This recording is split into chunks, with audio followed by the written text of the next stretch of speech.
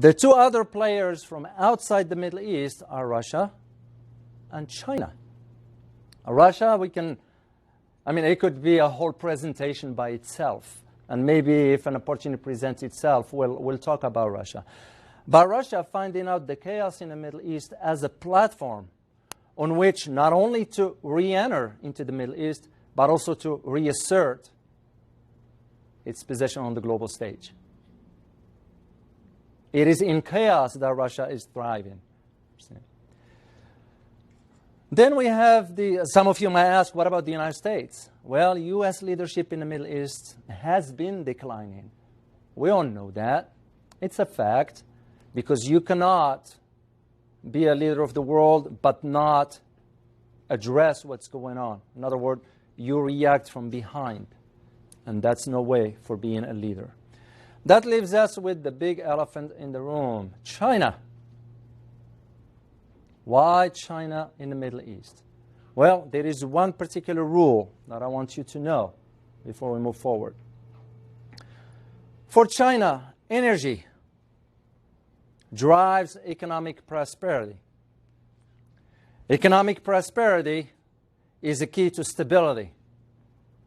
A key to stability is a positive reflection on the Communist Party. The Chinese leadership do not want to see another Tiananmen Square. Economic opportunities in the Middle East, it's what's going to provide them that stability at home. So China is looking at the whole political landscape in the Middle East with energy at the heart of that vision. So the importance for China to maintain access to the Middle East, economically speaking, and of course now you start to see some expansion on the defense level, is very, very important to the survival of the leadership in China.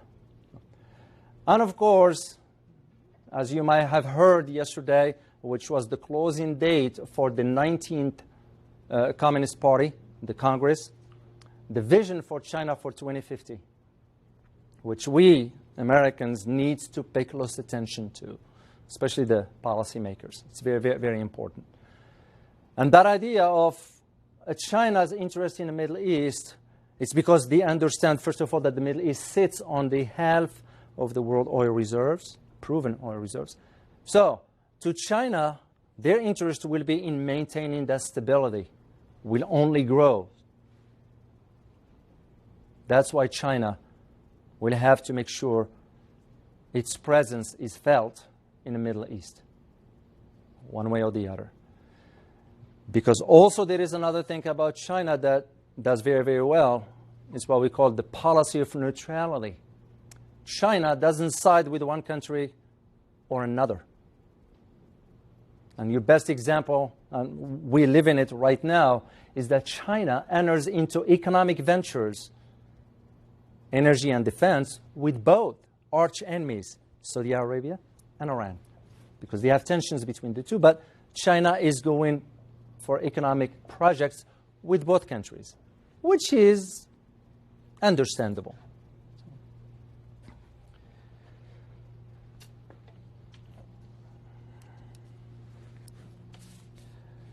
So, as we said, the growth of China underpinned by massive growth domestically, with the increase of population that demands automobiles. You can just see the demand for oil will only grow in the foreseeable future. And even the IEA, the International Energy Agency, in its analysis, argued that the consumption of China of oil from the Middle East will double by 2035. I personally checked this info here from another source, and I came up with the same amount of million barrels that China is going to be consuming in 2025. So their demand for energy, for oil from the Middle East, and natural gas that is, will only continue to grow. And you can only see, this is just to highlight to you the percentages of how much China imports from the Middle East in comparison to other countries. Russia included. Okay. This one is a better example of that one here. 46% of all that import from there. So, based on my own research, it turns out that China's growing demand for energy, which allowed it to increase its economic capacity, far surpassed that of the United States back in 1957, which was usually after a Marshall Plan. And that is an indication that China will maintain its presence in the Middle East for the foreseeable future, no matter what we hear, no matter what we read elsewhere. As a matter of fact, a Central Intelligence Agency, in its internal report back in 2015, and it's not classified, the agency included that there are about 92 countries that consider China as their largest exporter and importer partner. That should raise concern in understanding that the sleeping giant is indeed expanding, and we have to preposition ourselves politically and economically to deal with that shift. So the question becomes, is why China is pivoting east? Yes, we do understand it's because they want to secure access to energy. As I said, you guys remember the Chinese rule? It's very important. Energy drives economic prosperity. Economic prosperity is a key to stability, and key to stability is a positive reflection on the Communist Party. Always remember that rule. Always remember that rule, because all the policies of China is driven from that particular statement. So, as I said, why China is pivoting east? Yes, energy, it's one. The other one is the differences it has with Russia. Because now, you got a country like Iran, which, by the way, just discovered another field of natural gas that is shared with Qatar. So it's almost like two straws in one cup. And those are large reserves. You're talking about 17 to 18% of the world reserves in natural gas. Qatar has about 28%. Those numbers speak volume. So China is thinking in terms of, despite the contract they signed with Russia back in 2014 for $400 billion, that they will import natural gas from Russia for the next 30 years. It doesn't hurt when you know that your economy is going to expand to look for other sources of energy. That's one reason why China needs to do what it needs to do to secure access to those markets. At the same time, when we look at China's expansion is not limited only to the Middle East. It goes beyond the Middle East. The best example to that will be Algeria, a country that struggled with the Islamic insurgency for a decade. Oil-rich, yet impoverished country, is getting a makeover. Brand new 2 hotels, 60,000 homes, the largest prison, and the longest stretch highway in Africa. Who's behind that construction spree? China. There are about 50 organizations or companies or firms, that is. They are Chinese state-controlled. They've been awarded about $20 billion in construction for infrastructure. And my point is that China's expansion is not happening in a vacuum. There is a long-term vision for why China is doing what it's doing, not only in the Middle East, but outside the Middle East. And this leads me to talk about the importance of the link between geopolitics and international business, or economy, or ventures, whatever you want to call it.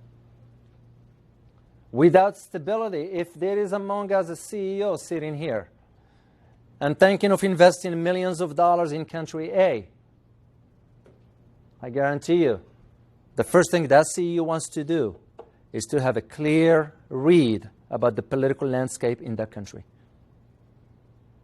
That goes back, the statement, I just wanted to share the statements with you, it goes back to Mr. Sukuwa, that was the Chinese envoy to the Middle East back in 2013, just for him to highlight the importance of geopolitical stability. Because without that stability, there will be serious problems. In response, Henry Kissinger, who is very familiar with China, as you know, somebody who opens up China in the first place, couldn't agree more.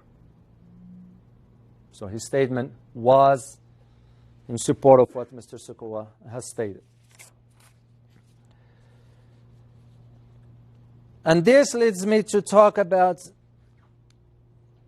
the initiative that Chinese is taking, especially the One Belt, One Road initiative that was launched by President Xi Jinping back in 2013. What was the purpose of that initiative? Its purpose was to allocate considerable amount of money to address infrastructure in over 60 countries. Just take a moment and think about that statement. Chinese government allocating considerable amount of money for infrastructure in over 60 countries. Some of us who've been in the security business, you will understand the ramification of something like that. You need to preposition yourself to understand where this is going. But at the same time, I personally am looking at it from a different perspective altogether. Yeah, we'll put the economic side, the economic aspect aside. Because what China will be doing with something like this is exactly what the United States did after World War II with the Marshall Plan. And what happened after that? The United States emerged as the most powerful trading country in the world. We decided on the Bretton Woods, all the clauses of it. We the one dictating back then how trade's going to occur around the country and so forth. China is following in the footsteps. I would not be surprised that in the next 25 years, you will have China in the same position the United States was after World War II. As a matter of fact, just a statement by President Xi, who's been nominated again for the next 5 years, which I believe is going to go beyond 5 years, indicating that by 2050, he wants to see China in a different position altogether. A position of strength, possession of power, and possession of dominance. That's where China is headed, in that direction. And the Middle East provides that perfect platform for them to do that. Because as we all know, when you grow economically, what's next? You're going to grow militarily. That's just the rule. That's the rule. The other aspects to this is, if China's doing all these transactions in over 60 countries, makes you wonder, what is the overall objective? I mean, how much can they control? And how are they going to go about it? Well, one way that China is thinking about doing this is to have access to key ports around the world. As you know, moving goods from point A to point B on land, even if you have a rail system, is still about 15 times expensive than if you have waterways. That's a rule. Those who have been in the Navy should know. Yeah. And this leads me to talk about China's expansions around the world and all these dynamics. And the example that I'm going to provide you to support my claim here is the city of Gwadar. Who's familiar with the city of Gwadar in Pakistan? Anybody? City of Gwadar, a forgotten city. Dusty with about 50,000 impoverished fishermen. That's about it. Some of us who pass through certain areas, you're like, oh, I didn't realize these places exist. Yes, they do. They do. That city, China, but it has a strategic location. It's almost like it reminds me of Turkey. It has a strategic location. China looked at the city of Gwadar with all dusty homes and all that stuff and saw an opportunity. They saw an opportunity. They turned a city that was forgotten to a city that is teeming with constructions, new hotels, the most updated container ports in the world. It's in Gwadar City. A long stretch highway of trains, 1,800 miles, that expands all the way to the western, that will connect the western sides of China's counties. So if I am to think about where this is going, I can only come up with one particular answer. Will I be looking at another Dubai in Gwadar? Possibly. As you know, the wealth is shifting from the west to the east. This is why there is this interest of where China's going. We have, as an analyst, I have to pay close attention to what Xi says. This word matters because they can turn into a policy. For China to invest that much in a forgotten city tells me a lot. Tells me a lot. So again, I won't be surprised the next 20 years we might see another Dubai in Central Asia. But there is also another aspect to this dynamics, which the initiative, the One Belt, One Road initiative that China has launched, is they want to connect, as you're familiar with the Silk Road, back into the history of China, how they moved goods. That's exactly what this One Road, One Belt is aiming at. From Central Asia through the Middle East into Europe. You can just see that expansion, where it's going.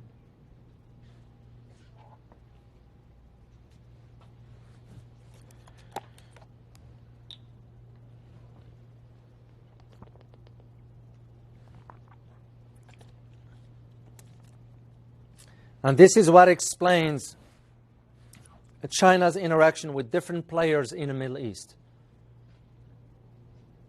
As I said, they pursue a policy of neutrality. They don't side with one country over another. Economic opportunities. I can do business with Saudi Arabia. I can do business with Iran. I can do business with Turkey. I can do business with what have you. So that's usually how it works. But also because China and the Middle East, they are both having complementary interests in energy, infrastructure, trade, and even possibly technology. So China's interest in access to oil market in the Middle East will only likely to grow. And that growth in itself will allow China to play a pivotal role in their quest in the economic transformation and diversification. That is the reason why China is expanding far beyond.